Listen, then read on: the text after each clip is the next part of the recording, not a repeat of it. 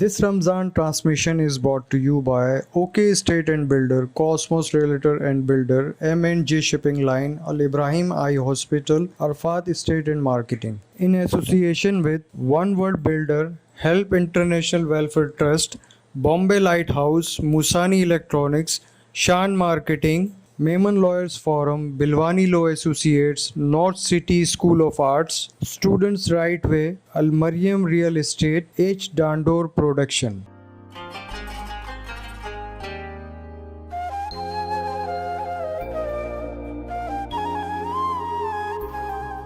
رب مجھ کو بلائے گا،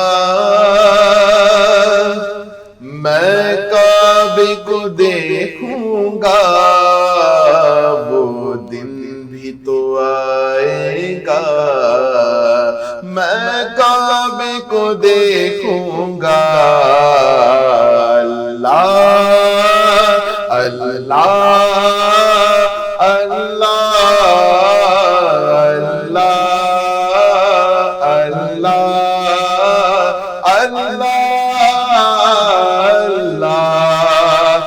رمضان کے مہینے میں اور سامنے کعبے کے، رمضان المبارک میں اور سامنے کعبے کے، افطار کرائے گا، افطار کرائے گا، میں کعبے کو دیکھوں گا، وہ دن بھی تو آئے گا، میں کعبے کو دیکھوں گا، اور مایوس نہیں ہوں میں اللہ کی رحمت سے، اللہ کی رحمت سے،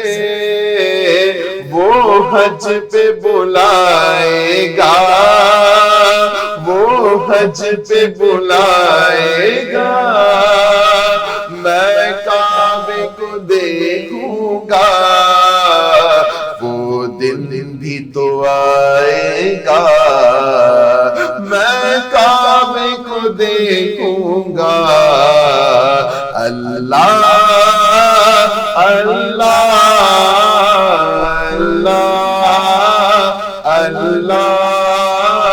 اللہ اللہ، میں کعبے کی چادر کو ہاتھوں سے پکڑ لوں گا، میں کعبے کی چادر کو ہاتھوں سے پکڑ لوں گا، دل جھوم سجائے گا، میں کعبے کو دیکھوں گا، وہ دن بھی تو آئے گا، میں کعبے کو دیکھوں گا۔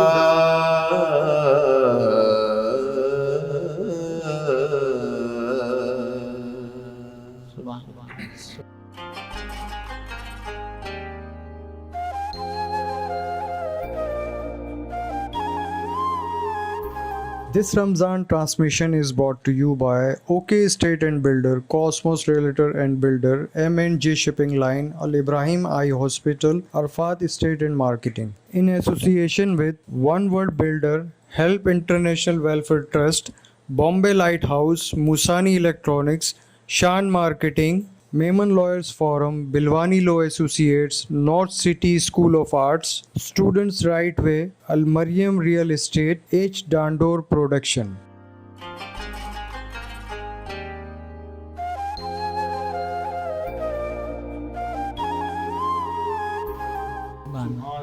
سبحان اللہ۔ اس دعا کے ساتھ ہی آغاز کرتے ہیں کہ میں کعبے کو دیکھوں گا، اور ہم سب انشاءاللہ تعالیٰ اسی سال کعبے کو دیکھیں گے انشاءاللہ۔ اللہ پاک اسی دعا کے ساتھ ہمارے آج کے عشرہ رحمت کے سلسلے کا پروگرام کا آغاز کرتے ہیں۔ میرا رمضان کریم رونق افطار کے ساتھ آپ کا میزبان الطاف یعنی حاضر ہے، اور حسب معمول حسب دستور ناظرین آج بھی ہم نے جید مہمانان گرامی کو ہمارے آج اسٹوڈیو میں دعوت دی ہے، اور بات ہوگی نہ صرف یہ کہ ان کی کوششیں اور کاوشوں کے حوالے سے، بات ہوگی ان کے پروفیشن کے حوالے سے، بات ہوگی سوسائٹی اور معاشرے میں ایک عام انسان یا ایک پروفیشنل کیا اپنا امپیکٹ کریٹ کر سکتا ہے۔ اور رمضان کے مہینے میں نے پہلے بھی کہا تھا کہ ہمارا یہ پروگرام ہو سکتا ہے کہ آپ کو تھوڑا سا خوش لگے، کوئی لفاظی نہیں اس میں، کوئی کھیل تماشے نہیں اس میں، شاید کوئی بہت زیادہ لچر پنا بھی ہم اس میں ظاہر نہیں کرتے، ہم صرف اور صرف نصیحت کی بات کرتے ہیں۔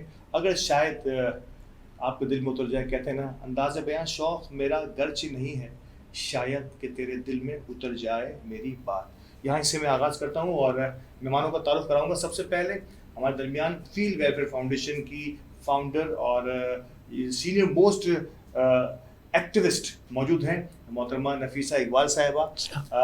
بڑی خدمات رہی ہیں کمیونٹی سروسز کے حوالے سے، اگر ان کو دیکھا جائے خاص طور پہ انٹیریئر سندھ میں جہاں پانی کی قلت ہے اور پانی زندہ رہنے کے لیے ایک اہم ترین جز ہے۔ اللہ تعالیٰ نے بھی پانی کے لیے بند لگانے والوں کے لیے کیا کیا فرمایا ہے، تو اس پانی کی روانی کو بحال رکھنے کے لیے بے شمار ہینڈ پمپس لگائے ہیں۔ فلڈ ریلیف زلزلے کے دوران اور سیلاب کے دوران بھی بے شمار جو کام ہوئے، ان میں بھی آپ کی اس آرگنائزیشن نے وہ خود آپ نے بنفس نفیس بھی جو ہے اس میں شرکت بھی کی ہے۔ یقین طور پہ ان سے بھرپور استفادہ حاصل کریں گے۔ نفیسہ اقبال زندانی صاحب، السلام علیکم۔ السلام، بہت شکریہ آج محفل میں آنے کے لیے اور آج کے پروگرام کے لیے وقت دینے کے لیے۔ بہت شکریہ جی۔ ہماری آج کی دوسری مہمان یقین طور پہ آپ بھی کسی تعارف کے محتاج نہیں، مہرین ابراہیم فتانی، ایڈوکیٹ، ہائی کورٹ۔ میڈم السلام علیکم۔ بہت شکریہ۔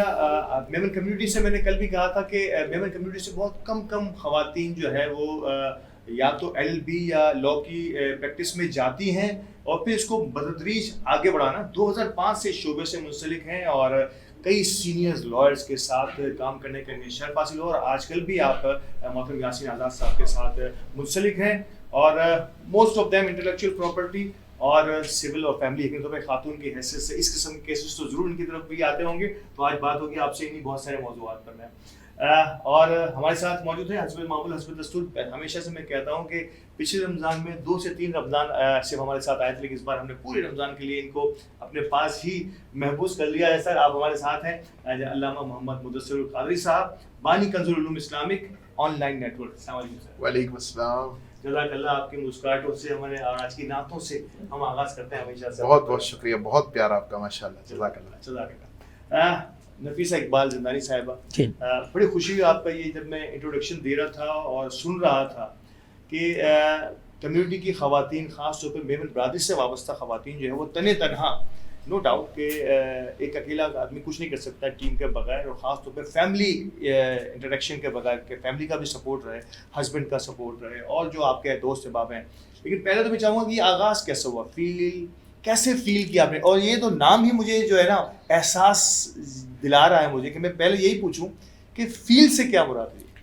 اصل میں فیل سے یہ ہے کہ پہلے، سب سے پہلے جو ہے میں خود جو تھی نا بہت ہی چھوٹے دل کی تھی، اور یہ ہے، لیکن یہ ہے کہ مجھے جو ہمت اور جو وہ ملا ہے نا وہ میرے ہسبینڈ کے جو ہے پش کی وجہ سے، کیونکہ اگر گھر کا ہسبینڈ اگر آپ کے اوپر نہ کرے تو لوگ بہت نیرو مائنڈڈ ہیں، جو ہمارے میمن کمیونٹی میں آپ کو پتہ ہے کہ سمجھتے ہیں، تو اس لیے ان کا نام جو ہے نا وہی کافی ہے ان کے لیے، کہ یہ جو میں جاتی ہوں اتنا فیلڈ ورک کرتی ہوں، یہ کرتی ہوں، تو میرے ساتھ جو اقبال زندانی کا نام ہے نا تو وہ کسی کی ہمت نہیں ہے کہ وہ کہہ سکے، کیونکہ اس فیلڈ میں آپ کو پتہ ہے مجھے ہر کسی سے، مزدور سے بھی بات کرنی پڑتی ہے، اور میں وہاں پر تھر میں جاتی ہوں تو تھر میں الحمدللہ آپ بارڈر تک میں وہاں جاتی ہوں، اگر آپ وہاں حال دیکھیں تو وہاں گاڑی نہیں جا سکتی۔ میں کہنے کا مقصد یہ کہ فلمی انداز میں کہوں تو ہیرو ساتھ ہو تو ویلن کوئی کچھ نہیں، کوئی ویلن کوئی نہیں آ سکتا، اگر آپ کا ہیرو آپ کے ساتھ ہو تو ویلن کچھ نہیں کر سکتا، یہ میرا وہ ہے۔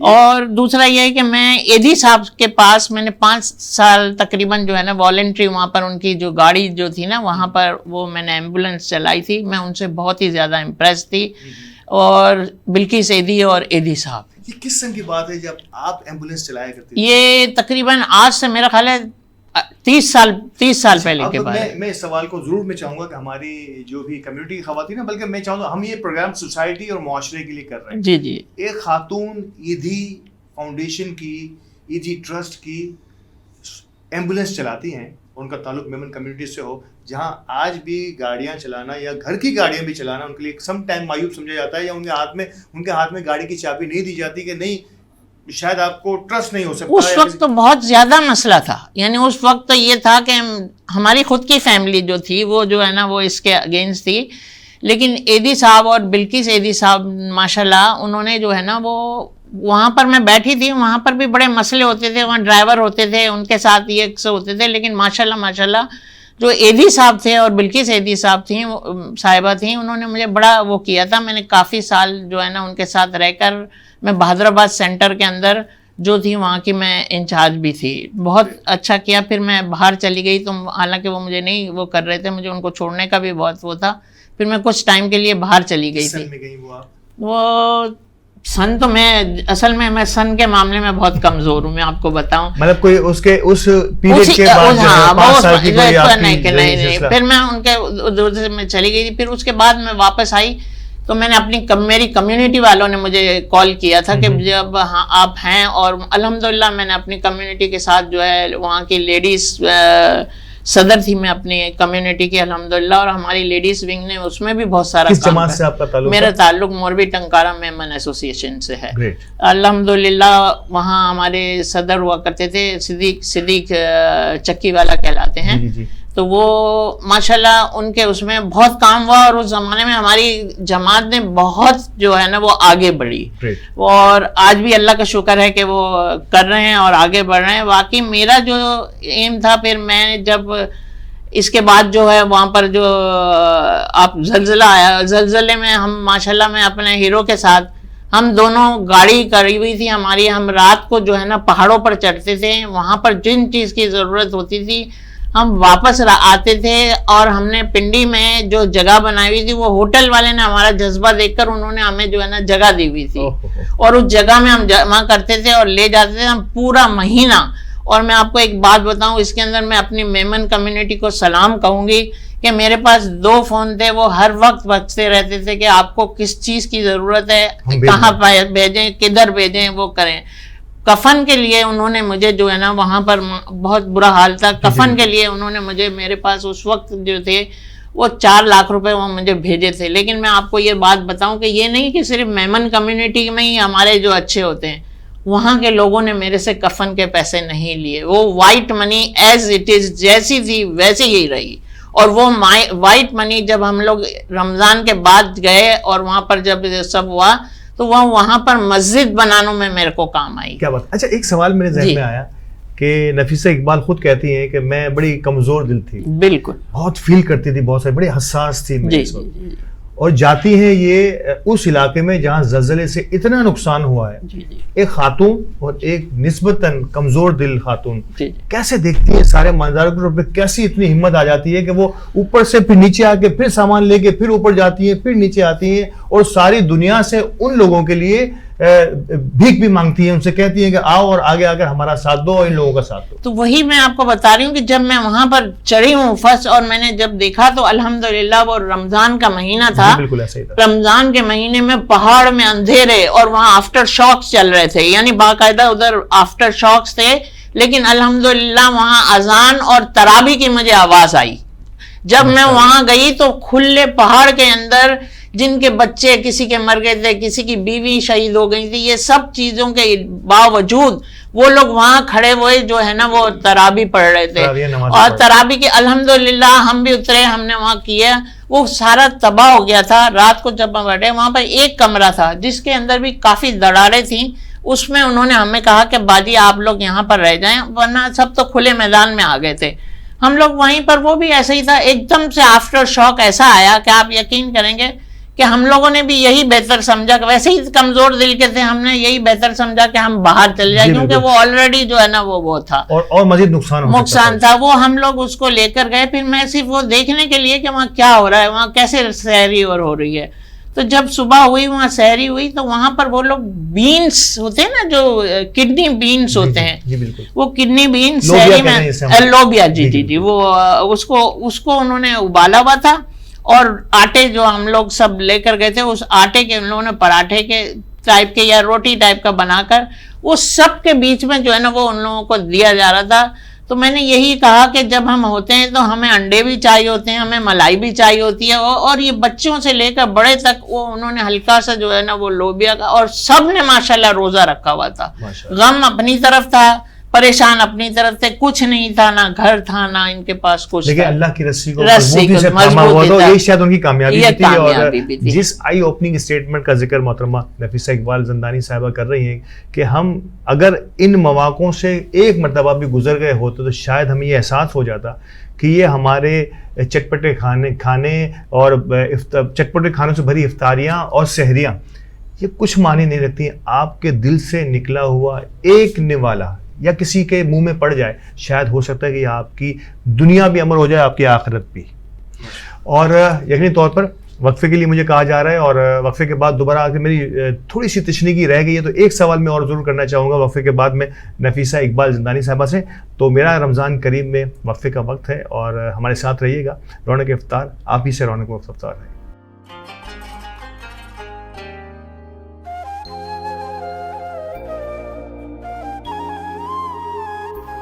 This Ramzan transmission is brought to you by OK Estate and Builder, Cosmos Realtor and Builder, M&J Shipping Line, Al Ibrahim Eye Hospital, Arfat Estate and Marketing. In association with One World Builder, Help International Welfare Trust, Bombay Lighthouse, Musani Electronics, Shan Marketing, Mehman Lawyers Forum, Bilwani Law Associates, North City School of Arts, Students Right Way, Al Mariam Real Estate, H. Dandor Production.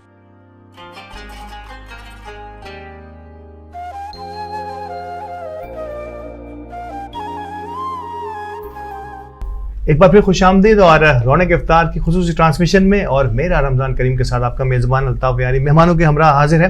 Nafisa साहब, मैं वक्फे के जाने से पहले एक तशनीकी रह गई है, ज़रूर पूछना चाहूँगा कि पानी की तरसील के लिए आपने जो काम शुरू किया है, और इंटीरियर सीन में कमोबेश कई घरों को आपने पानी जैसी नेमत से आशना करने की कोशिश की है, इसके बारे में अगर आप मुख्तसर बता सकें। इसका थोड़ा सा ये है कि मेरी क्या औकात कि मैं किसी को जो है ना पानी पूरा, ये तो रब का इतना करम था कि मुझे किसी जगह से एक तस्वीर आई थी, यानी एक उन्होंने मूवी भेजी थी कि वो जानते थे, उनके पास मेरा कहीं से नंबर आ गया, आजकल तो व्हाट्सएप और वो चलते हैं, उस ज़माने में उन्होंने वो मुझे भेजी थी। उसके अंदर वो उन्होंने ये पानी जो पी रहे थे ना, वो इतना गंदा पानी एक उसके अंदर बना हुआ था, और उसमें से जानवर भी पी रहे थे और वो भी पी रहे थे उसके अंदर पानी, और वो जगह इतनी दूर थी। उन्होंने मुझे कहा, लेकिन मैंने कहा नहीं, मैं आऊँगी। मैंने उनसे कहा कि मैं आ रही हूँ, अगर हुआ तो मैं इसके अंदर कुछ ना कुछ आपको करूँगी। ये मेरा पहला स्टेप आपको बता रही हूँ। ठीक है।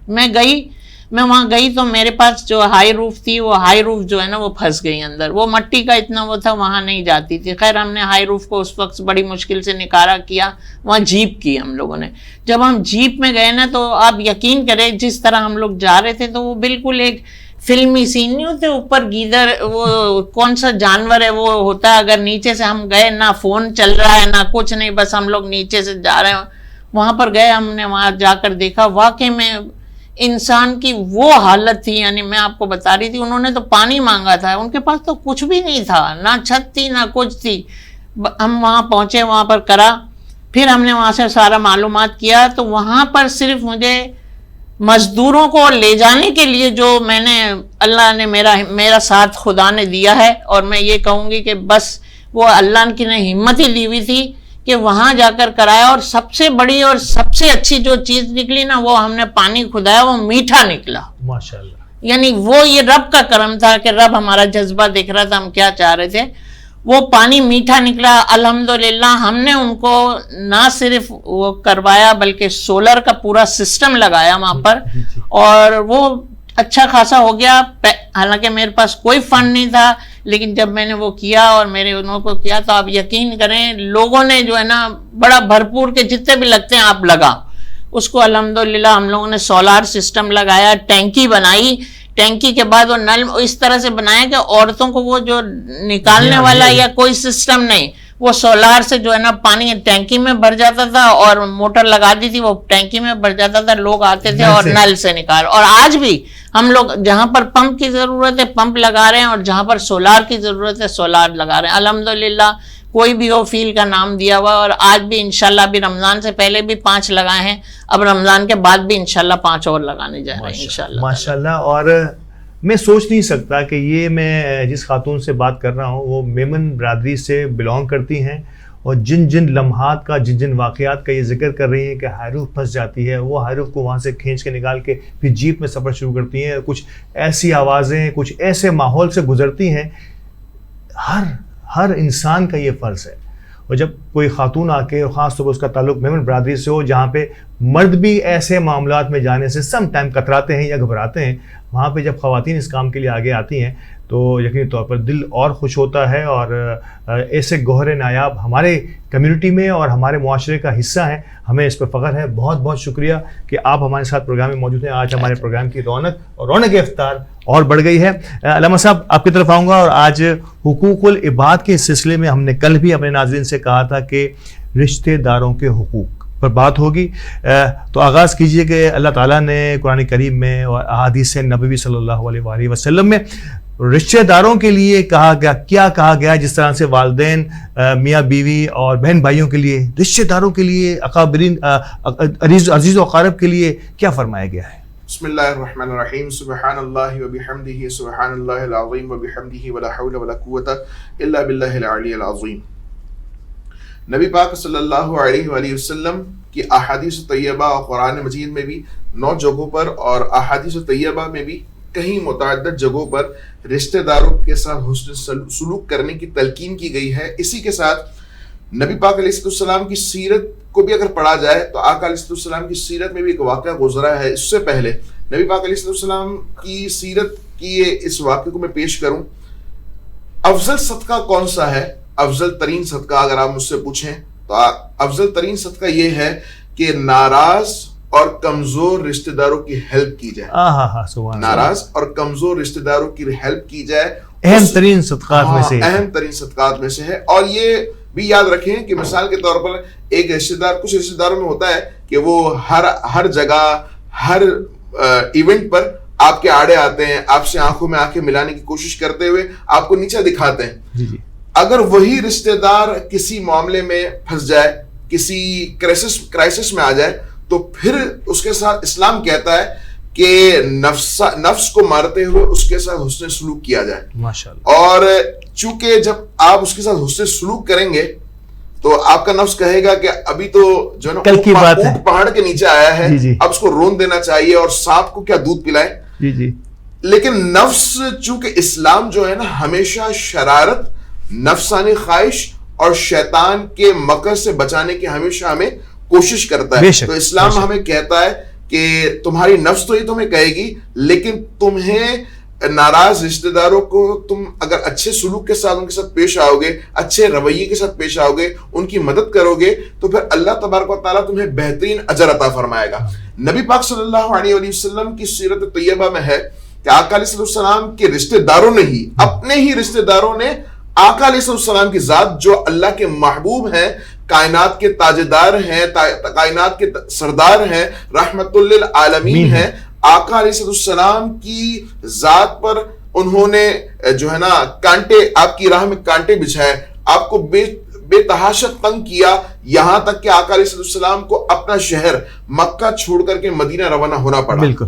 تو اب آقا علیہ السلام نے جب شہر مکہ کو فتح کیا اور جب آقا علیہ السلام پھر سے مکہ شریف تشریف لائے، اب رشتہ دار جو ہیں جنہوں نے برا سلوک کیا تھا وہ کہاں پر رہے تھے کہ نہ جانے ہمارے ساتھ سلوک کیا ہوگا، نہ جانے آقا علیہ السلام ہمارے ساتھ کیا سلوک فرمائیں گے. تو آقا علیہ السلام نے فرمایا بتاؤ تمہارے ساتھ کیا سلوک کیا جائے. تو وہ اس آس میں تھے کہ ہمیں قتل نہ کیا جائے، ہاں ملک سے باہر نکال دی جائے، سزا کے طور پر ملک سے باہر نکال دیا جائے، لیکن ہمیں قتل نہ کیا جائے. تو آقا علیہ السلام نے فرمایا کہ جاؤ میں نے تمہیں معاف کیا، اور آج میں تم سے وہی بات کروں گا جو حضرت یوسف علیہ السلام نے اپنے بھائیوں سے کہی تھی کہ آج تمہیں آزاد کر دیا گیا اور تمہیں معاف کر دیا گیا. تو یہ کتنا خوبصورت حسن ہے شریعت میں اور آقا علیہ السلام کی مبارک سیرت میں کہ یعنی اوائلین کے دور میں وہ ظلم و ستم کر رہے ہیں, براہ راست تنگ کر رہے ہیں, لیکن آقا علیہ السلام کو جب اللہ تبارک و تعالیٰ نے حکومت عطا فرمائی اور فتح مکے کے موقع پر جب آقا علیہ السلام کی طرف یہ معاملہ آیا کہ آقا علیہ السلام ان کو سزا دے سکتے تھے, لیکن آقا علیہ السلام کتنے خوبصورت انداز سے ان کو معافی بھی عطا فرماتے ہیں کہ آج تم آزاد دیو. کیا بات ہے. پاور, جب انسان کے ہاتھ میں پاور ہوتی ہے نا, یہ زندہ مثالیں ہیں اس کے سلوک کی, اور اگر یہی رحمت للعالمین صلی اللہ علیہ وآلہ وسلم کی یہ افکار ہم دنیا تک پہنچائیں تو کوئی بھی ہمیں دہشت گرد کرنے کی ہمت نہیں کر سکتا. شاید ہم صحیح طریقے سے انٹرپریٹ نہیں کر پائے دنیا کو, ہماری اس اسلام کی ان چیزوں کو جس کا ذکر علامہ صاحب فرما رہے تھے کہ ان لوگوں کے ساتھ جنہوں نے ظلم کیا, ظلم کی انتہا کر دی, ان کو بھی آ کے معاف کیا اور سینے سے لگایا. کیا بات ہے میڈم. یقینی طور پر تھوڑا سا وقت کم ہے وقفے کے لیے, وقفے سے پہلے میں ضرور چاہوں گا, وقفے کے بعد پھر تفصیل سے بات ہوگی آپ سے کہ رشتہ داروں کے حقوق دین تو ہے, کیا ہمارا قانون, اور جہاں تک وراثت کی بات ہوتی ہے تو بہت سارے ایسے رشتہ دار بھی ہیں جن کا بھی وراثت میں کسی نہ کسی حوالے سے حصہ بھی ہوتا ہے یا وہ حصے کا طلبگار ہوتے ہیں. اس قسم کے جو کیسز ہوتے ہیں, میں چاہوں گا کہ کچھ مثالیں اس کی ہم پیش کریں کہ کن کن نوعیت کی یہ کیسز آتے ہیں جن میں قریبی بہن بھائیوں بلڈ ریلیشنز کے علاوہ جو رشتہ دار جو ہیں وہ اس میں کسی نہ کسی انداز میں شامل ہوتے ہیں, اور پھر اس ڈسپیوٹس کو کس انداز سے حل کیا جاتا ہے. دیکھیں کیسز کی اگر میں جہاں تک بات کروں تو ہمارے ہاں عدالت میں آج کل تو یہ ہو گیا ہے, اور بہت افسوس کی بات ہے کہ یہاں فیملی میں کسی کا انتقال ہوا نہیں اور 10 دن بھی نہیں گزرتے ہیں کہ کورٹ کے اندر وراثت کے حوالے سے سوٹس فائل ہونا شروع ہو جاتے ہیں. ان میں سب سے زیادہ افسوس تو یہ دیکھ کے ہوتا ہے کہ آپ نے تو بات کی بہن بھائیوں کی اور دوسرے رشتہ داروں کی, سب سے پہلے تو بیٹے اپنی ماں پہ, بیٹیاں اپنے باپ پہ, بہنیں اپنے بھائیوں پہ, بھائی اپنی بہنوں پہ, خالائیں پھوپھیاں, مطلب آپ سمجھیں کہ ایک ایسا لگتا ہے کہ کوئی قارون کا خزانہ کھل گیا ہے ایک انسان کے جانے سے, اور بس اب جس کو جو ملے اس کو جو ہے وہ لپیٹ لیا جائے. تو بے انتہا جو ہے وہ کیسز ہوتے ہیں, لیکن اللہ کا شکر ہے کہ ہمارا جو پاکستان کا آئین ہے اور جو ہمارا قانون ہے وہ اس حوالے سے بہت اچھے ہمارے قوانین موجود ہیں, اور جب بھی انصاف کا دروازہ کھٹکھٹایا جاتا ہے, حالانکہ ایک مت ہے کہ جی کورٹ کون جائے, ہم کورٹ جائیں گے تو پھنس جائیں گے, کتنے سال کیس چلے گا اور ہم پھنس جائیں گے. لیکن میں نے ایک چیز دیکھی ہے کہ جہاں ہمارے ہم جسے حقوق العباد کہتے ہیں اسلام میں, قانون میں ہم انہیں بنیادی حقوق کہتے ہیں, انہیں ہم نے بنیادی حقوق کی حیثیت دی ہے قانون میں.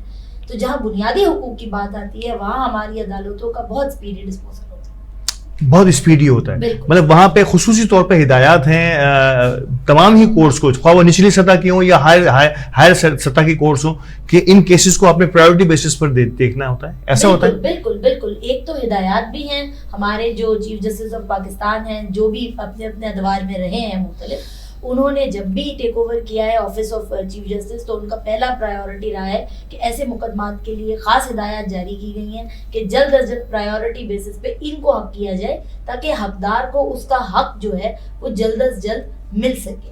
یہی ہمارے ججز کی پرائیورٹی بھی ہوتی ہے. بلکہ اگر سوٹ فور ایڈمنسٹریشن آ جائے, اس کو ہم سوٹ فور ایڈمنسٹریشن کہتے ہیں قانون میں, جو وراثت کا کیس ہوتا ہے, اگر وہ آ جائے تو ججز سب سے پہلے یہ کہتے ہیں کہ اسے ایک نارمل کیس کی طرح لے کے بالکل نہ چلا جائے.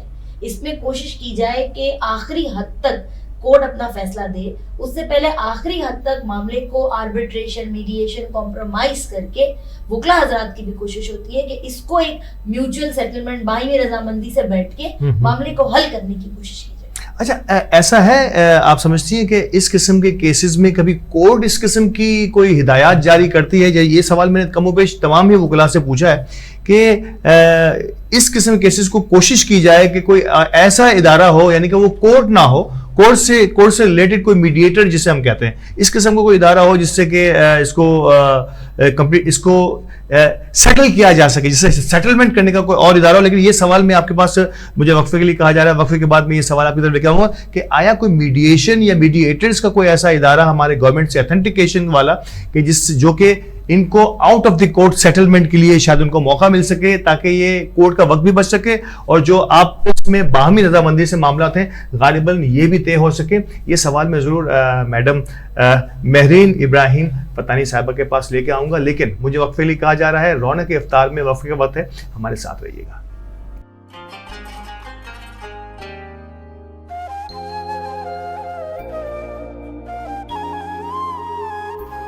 This Ramzan transmission is brought to you by OK Estate and Builder, Cosmos Realtor and Builder, M&J Shipping Line, Al Ibrahim Eye Hospital, Arfat Estate and Marketing. In association with One World Builder, Help International Welfare Trust, Bombay Lighthouse, Musani Electronics, Shan Marketing, Mehman Lawyers Forum, Bilwani Law Associates, North City School of Arts, Students Right Way, Al Mariam Real Estate, H. Dandor Production.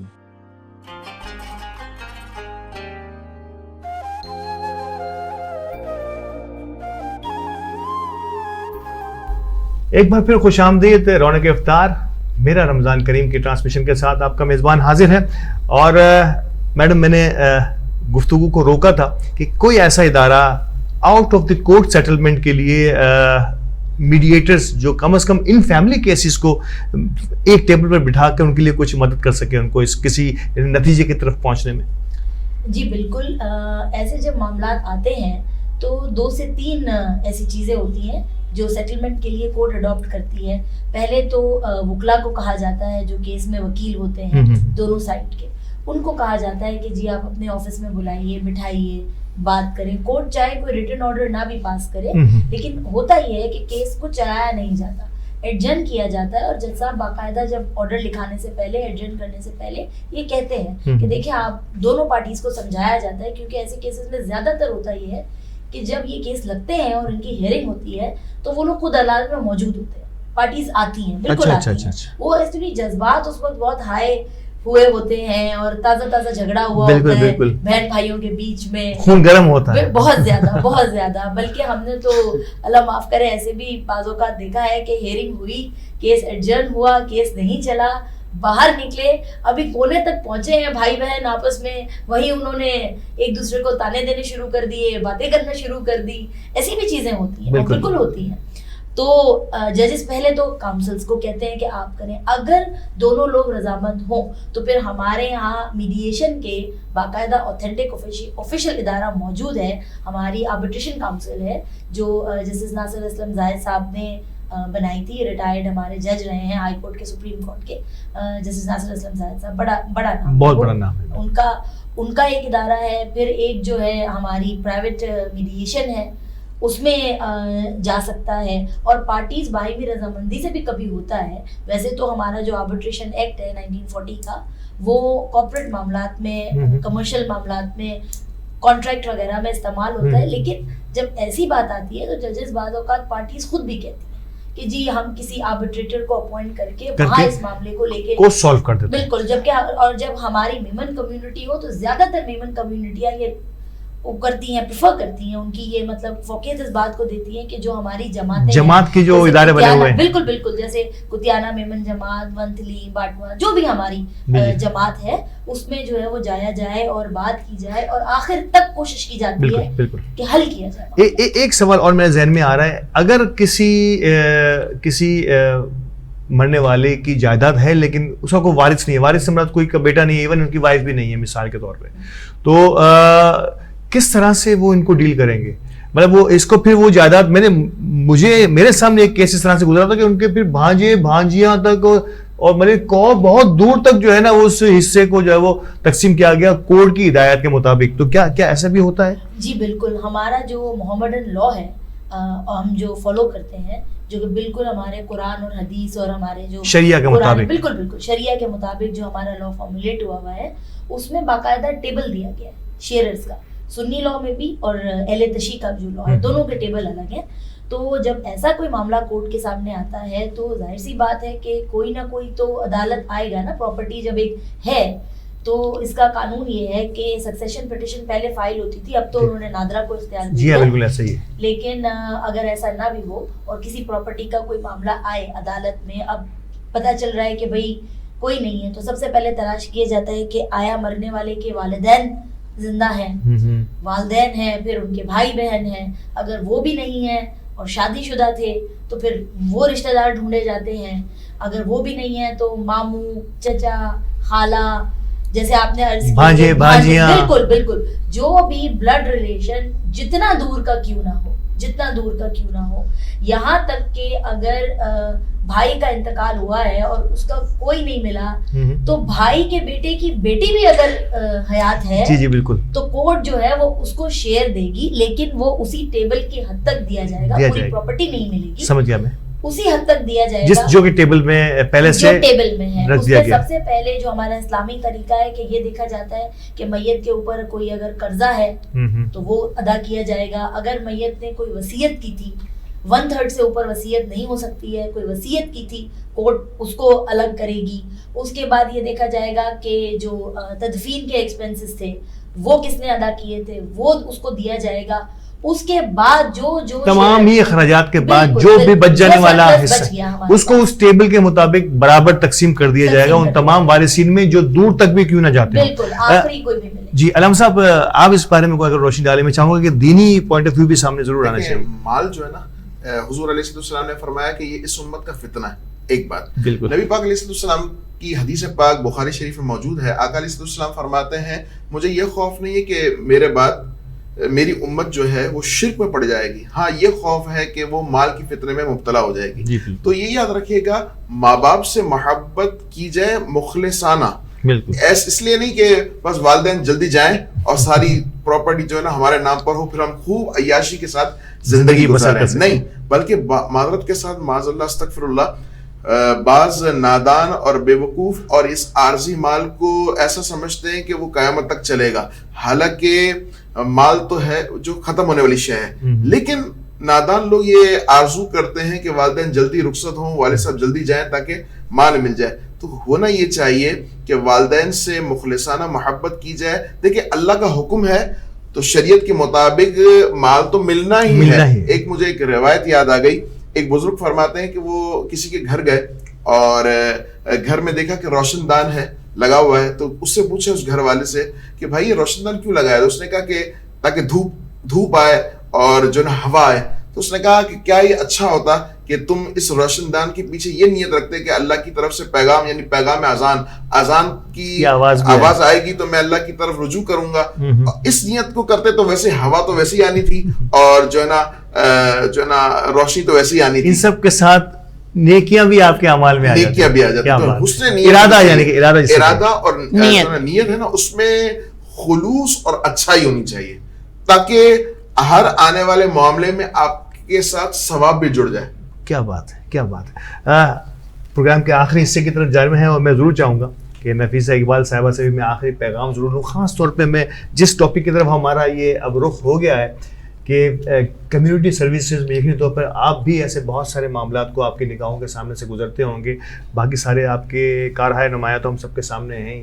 کس طرح سے ایک family, اور یقینی طور پر جس family سے آپ بلانگ کرتی ہیں, مجھے تو اس کو سلام کرنا چاہیے کہ آپ کو ایک وقت, آپ کو ایک خاص کاز کے لیے وقت, نہ صرف وقت کیا بلکہ اپنے آپ کو بھی آپ کے ساتھ جوڑ دیا گیا. خاص طور پہ میں آپ کے ہسبینڈ اقبال زندانی صاحب کو ضرور میں سلام پیش کرنا چاہوں گا. کیا کہیں گے کہ ان سارے معاملات کو, فیملی کے رول کو آپ کس طرح دیکھتی ہیں اور پھر کس طرح سے ہم اس کو ٹیک اپ کر سکتے ہیں؟ دیکھیں فیملی تو یہ جو ہے کہ یہ جو آپ بتا رہے ہیں وراثت تو یہ ہے کہ جو اگر ہمارے پاس ہے, میرا تو اتنا کہنا ہے کہ اگر ہمارے پاس اللہ نے دیا ہے تو جو ہماری زندگی کے اندر ہے وہ کر کے باقی واس اللہ کے کر دو, کیونکہ پیچھے سے ہمارے پیچھے پتہ نہیں کیا صدقہ جاریہ کیا کریں گے. اس لیے میرا, اور میں آپ کو بتاؤں کہ میں آج بھی میں نے اتنا وہ رکھا ہوا ہے کہ میں جو ہے ہمارے بچوں کے جو ہیں چیزیں ہیں اس کے علاوہ میرا جو کچھ بھی ہے وہ سب جو ہے نا وہ ڈونیٹ ہے.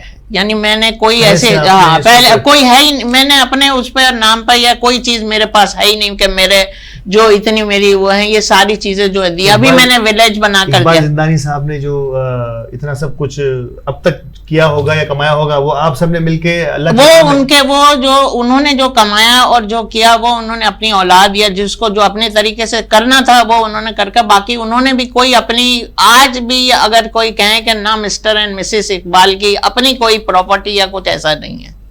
وہ سب جو ہے وہ کرا ہے. یا اگر ابھی بھی ہم نے جو ایک ہمیں جگہ اس میں ملی تو اس کے اندر ہم نے کاٹیج 16 کاٹیج بن گئے ہیں اور 2 کاٹیج اور باقی ہیں, وہ ہم نے وہاں پر انٹیریئر کے اندر غریبوں کے لیے بنا دیے ہیں الحمدللہ. وہیں مسجد ہمیں 6 اس کے اندر وہ تھا, انہوں نے ہمارے مالک تھے, انہوں نے دیکھا اور انہوں نے جگہ دی, تو اس میں بھی ہم نے مسجد الحمدللہ بنا دی ہے.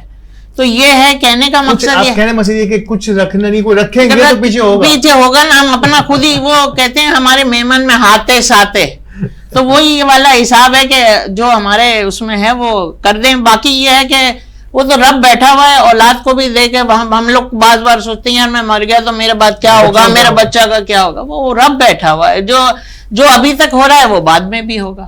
تو اسی لیے یہ ہے میرا یہ کہنے کا ہے کہ جو رشتہ داروں کا وہ ہے نا, تو میرا یہ کہنے کا مقصد ہے کہ پہلے آپ اپنے رشتہ داروں کو دیکھیں. ہم اگر مہمان ہیں نا, تو میں آپ کو بہت یہ بات بتاتی ہوں, رشتہ دار جو ہوتے ہیں نا وہ وائٹ پوش ہوتے ہیں, وہ آپ کو کہہ نہیں سکتے. میرا سب سے بڑا جو کہنے کا مقصد یہ کہ آپ بالکل سب ٹھیک ہے, غریب اپنی جگہ ہے, وہ ہے. دیکھیں غریب جو ہے نا وہ بھیک مانگ کر بھی لے لے گا, صحیح ہے نا. امیر جو ہے وہ اپنا نکال کر بینک سے بھی لے لے گا. جو وائٹ کالر ہے نا وہ بیچارہ نہ جی سکتا ہے, نہ سہ سکتا ہے, نہ کچھ کر سکتا ہے. اس کے لیے ہمیں خود دیکھنا پڑتا ہے. اس کے لیے یہی ہے کہ آپ خود دیکھیں کہ آپ تک آئے گا نہیں, آپ کو اس کے تک پہنچنا ہے. نیکی وہ یہ جب تک کہ انانیت نہیں مٹے گی, نہیں ملے گی, انانیت اور ایگو نہیں مٹے گا نا, جب تک آپ نہیں سوچ سکتے. یقین جانے سب سے زیادہ مستحق وہ وائٹ کالرز رشتہ دار ہیں جو آپ سے کہیں گے نہیں کہ میں ضرورت مند ہوں, یا میں بیمار ہوں, یا میرے گھر والے یا میرے بچے بھوکے ہیں. وہ کہے گا نہیں.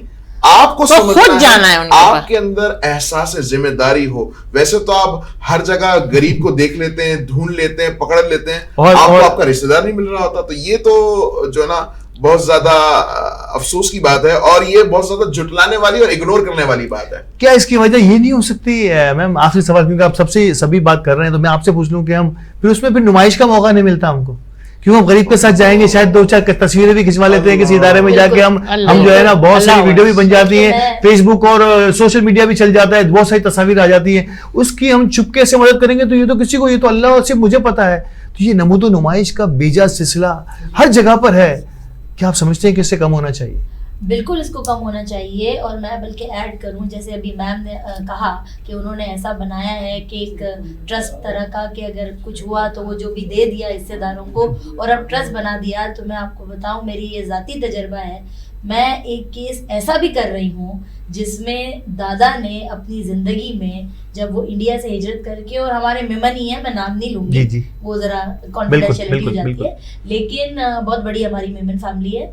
دادا نے جب وہ وہاں تھے اپنے انڈیا میں, تو اس وقت وہاں انہوں نے ٹرسٹ بنایا تھا. پھر وہ یہاں پاکستان آئے, انہوں نے اپنی زندگی میں اس ٹرسٹ کو کنٹینیو کیا, پراپرٹیز دی, سب کچھ کیا. ان کے مرنے کے بعد ان کے بچوں نے اس ٹرسٹ کو سنبھالا. اب جب ان کے ایک بیٹے کا انتقال ہو گیا تو چچا بھتیجا دونوں نے مل کے اس ٹرسٹ کی پراپرٹی کو بیچ دیا.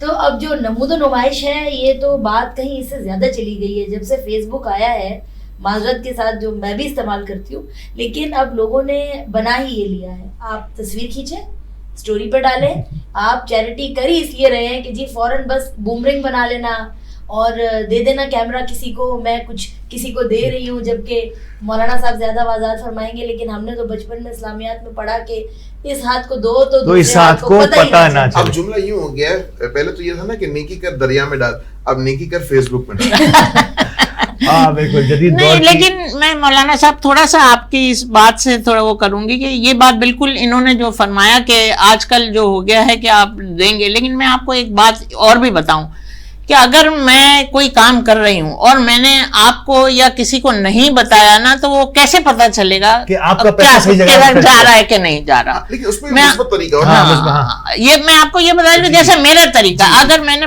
وہ پمپ بنایا, کسی نے مجھے دیا ہے, تو میں باقاعدہ اس کے اوپر لکھوا دیتی ہوں کہ ڈونیٹڈ بائی یا کوئی کہتا ہے کہ صدقہ جاریہ یا وہ تو وہ تاکہ اس کو پتا چلے کہ میں نے پیسہ دیا ہے, میرا پیسہ لگا ہے. یہ تو سیلف سیٹسفیکشن ہے نا کہ آپ نے ان کو سیٹسفائی ضرور کرنا ہے, یقین طور پہ کہ جنہوں نے آپ پر اعتماد کر کے آپ کو امانت دار بنایا. بالکل, تو یہ مجبوری ہے, یہ اس کو مجبوری کہیں گے. یہ مجبوری بھی نہیں ہے, یہ تو حکایت ہے, اس میں حکایت چھپی ہوئی ہے کہ اگر آپ یہ بات کو, یہ تو وہ امن ہے کہ جس کو دیکھ کر اور لوگ آگے آتے ہیں. بالکل ساتھ شامل ہوں گے, بالکل اس کار خیر کو دیکھ کر وہ بھی ان کے اندر بھی وہ جذبہ پیدا ہوگا. یہی اسلام کا حسن اور یہی اسلام کی تعلیمات ہے کہ ایسا صحابہ کرام بھی ایک دوسرے سے عملی طور پر نیک اعمال کے طور پر جو ہے نا آگے بڑھنے کی کوشش کرتے تھے, اور ان میں باقاعدہ اس اعتبار سے ریس لگتی تھی کہ آج میں فلاں چیز سے آگے بڑھ جاؤں گا, فلاں صحابہ سے میں آگے بڑھ جاؤں گا. تو یہ تو ہونا چاہیے, لیکن اس میں یہ ہوتا ہے نا, جیسے بعض لوگ کرتے ہیں, آپ تو ماشاءاللہ اچھے ہی ہیں, بعض لوگ یہ کرتے ہیں کہ غریب کی عزت کو نیلام کر کے وہ تصویر میں وہ نہیں ہونی چاہیے, وہ نہیں ہونا چاہیے. ہاں, آپ مثال کے طور پر کسی کو موبائل دے رہے ہیں, جی جی بالکل, مثال کے طور پر موبائل نہیں تو ایک راشن بھی دے رہے ہیں, تو خالی راشن کی تصویر ہو اور اس غریب کی تصویر آپ کا دیا گیا اس طریقے سے اس جگہ پر پہنچ گیا. ہمارا یہی طریقہ, ہم بیگ رکھتے ہیں, ہم نے مشین دی یا ہم نے جو بھی لیپ ٹاپ وغیرہ بھی الحمدللہ آئی ٹی کے لیے دیے تھے, لیکن ہم نے ان کی شکلیں نہیں دکھائی تھی, ہم ان کی آنا مجرو کرنا نہیں چاہتے. بالکل ایسے ہی ہے, اور یہیں پہ ہمارے پروگرام کا وقت بھی ختم ہو رہا ہے. یقینی طور پر بڑی دلچسپ گفتگو چل رہی تھی اور حکایت آمیز گفتگو, جب سینئرز, دین اور دنیا اور قانون سب مل کر ہم کسی نتیجے کی طرف پہنچے تو اسی میں بھلائی کے کئی عنصر سامنے آ جاتے ہیں. ناظرین, یہ پروگرام ہمارا کیسا لگا؟ آپ بھی اگر ہمارے ایکسپرٹ سے کوئی سوال کرنا چاہتے تو ضرور لکھیے گا ہمیں, اور ہماری اس ٹرانسمیشن کو پسند آئی یا نہیں, اور آپ آگے کیا دیکھنا چاہیے ہمیں ضرور بتائیے گا. رونق افطار کی آج کی ٹرانسمیشن اختتام پذیر ہوتی ہے. اجازت دیجیے, اللہ نے کے بعد.